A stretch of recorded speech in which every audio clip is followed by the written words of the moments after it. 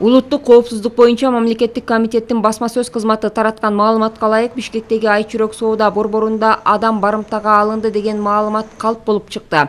Ушул тапта УКМК кызматкерлери милиция менен чогуу бул маалыматты жиберген жаранды аныктоо аракетин көрүшүүдө.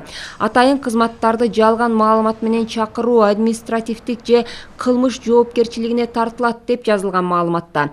Эскерте кетсек, 9-августта борбордогу Айчүрөк дүкөнүндө колунда баштыгы бар кара кийимчен шектүү аял жүргөнү тууралуу маалымат түшкөн. Дүкөнгө оперативдүү тергөө тобу, милиция кызматкерлери, кайгуул күзөт кызматынын экипажы жана Бишкек шаардык ички иштер башкармалыгы менен Свердлов райондук ички иштер башкармалыгынын жетекчилик курамы барган.